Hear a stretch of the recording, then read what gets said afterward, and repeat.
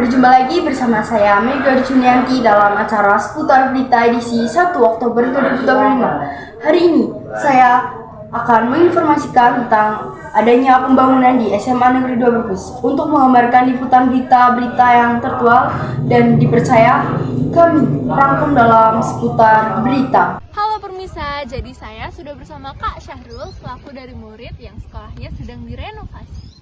Halo Kak Syahrul. Halo Tiara. Sekarang Kak Syahrul sudah kelas berapa nih? Alhamdulillah sekarang udah masuk di jenjang tingkat 3, kelas 12. Oke, sudah kelas 12, baik. Sudah kelas 12 dan sedang mempersiapkan TKA ya. Betul. Lagi sibuk-sibuknya belajar tapi sekolah malah ada renovasi pembangunan. Apakah Ya, betul. renovasi pembangunan ini sedikit berdampak atau mengganggu kegiatan belajar mengajar yang Kak Syahrul jalani? Oke, ya sebenarnya untuk kegiatan pembangunan sekolah yang sekarang ini sedang berjalan, jujur ini untuk pertama kalinya ya, ketika sudah 3 tahun sudah kita berpendidikan di SMA 2 Brebes, ada pembangunan mulai dari fasilitas kelas sampai fasilitas lainnya. So, tentu dalam kita menyikapi ada sisi positif dan juga mungkin ada sisi pengaruh dari negatif sendiri. Ada beberapa poin ya yang dapat saya garis bawahi terkait dengan pengaruh terhadap KBM atau kegiatan belajar mengajar dari POV siswa itu sendiri mungkin. Pertama, mungkin kalau kita lihat dari segi pemindahan kelas, dimana kan kalau kelas 12 harusnya ada di bagian tengah, tapi harus pindah karena memang ada Ke belakang. betul ke belakang. Jadi kita ngerasa kita semakin jauh dengan fasilitas yang kita butuhkan. Pertama, seperti mungkin akses kita ke masjid, ke kantin ataupun ke ruang tata usaha. Karena jujur aja di kelas 12 ini kita sering banget yang namanya presentasi, jadi kita sering bolak-balik ke ruang TU buat pinjam HDMI, proyektor segala macam. Dan sekarang karena posisinya berbeda dan lumayan jauh, jadi ini cukup berpengaruh sama kegiatan kita buat presentasi dan lain sebagainya. Dan utamanya adalah di kelas yang sekarang ini saya tinggali, ini ada kendala di bagian proyektor. Jadi otomatis ketika nanti sedang menyelenggarakan kegiatan presentasi, kita perlu pinjam proyektor, kita perlu pinjam kabel segala hal, dan kondisinya kita jauh dengan ruang tata usaha. Itu yang jadi pengaruh. Dan ada beberapa hari di mana guru itu memilih buat tidak ada proyek presentasi karena cukup membuang waktu, atau ya waktunya cukup banyak terbuang hanya untuk ambil dari ruang tata usahanya. Tapi yang kedua, kita bisa lihat kalau misalkan jarak juga sih. Sebenarnya kalau saya pikir jaraknya terlalu jauh, saya lebih khawatir dan kasihan dengan Bapak Ibu guru yang senior. Karena jujur di kelas 12, kami pengampunya itu adalah guru-guru senior yang mohon maaf mungkin usianya juga cukup rentan atau mungkin sudah tua. Jadi kalau misalkan kita kondisinya jauh, pasti kasihan lah bolak-balik beliau itu harus ke ruang guru, terus ke kelas kita yang paling belakang ini.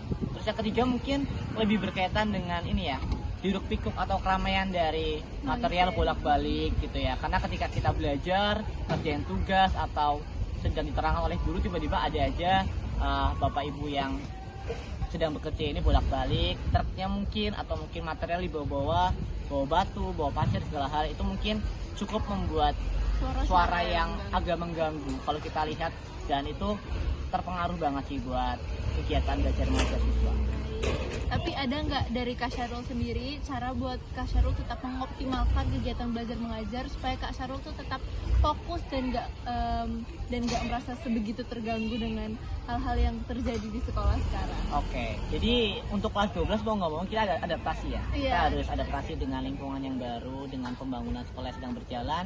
Tentu syarat bagi saya pribadi adalah niat dan ya pasti memanfaatkan waktu yang ada buat kita belajar dan juga fokus sama penjelasan guru. Jadi kesannya nggak menghilangkan momen yang berharga ini gitu loh. Karena saat kali kita luput, tiba-tiba hilang fokus dan materi kita nggak dapat. Jadi sama aja sia-sia gitu. Yang penting adaptasi dan mencoba Betul. untuk yang penting paham aja sama Iya, materi betul. dari guru apapun yang terjadi. Iya. Baik, terkait pembangunan ini ada nggak sih harapan Kak Syahrul dari diri Kak Syahrul untuk sekolah ini, maksudnya kayak renovasi yang sedang terjadi ini, Kak Syahrul harapannya tuh semoga lebih apa lagi, atau ada sesuatu yang Kak Syahrul tuh harapkan tentang pembangunan?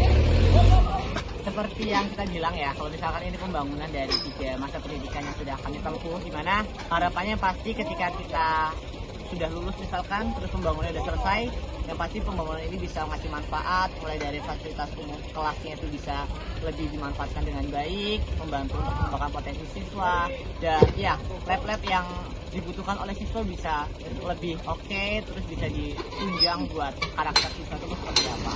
Semoga bisa bermanfaat. Baik, terima kasih Kak Syarul atas jawabannya, dan terima kasih juga penonton karena sudah menonton liputan dari saya. Semoga sekolah Kak Syarul yang sedang direnovasi ini dapat mengoptimalkan pembangunannya. Terima kasih. Sampai jumpa. Oke pemirsa, saya akhiri berita hari ini tentang renovasi pembangunan di SMA Negeri 2 Brebes. Saya Mega Wijunianti pamit undur diri. Wassalamualaikum warahmatullahi wabarakatuh.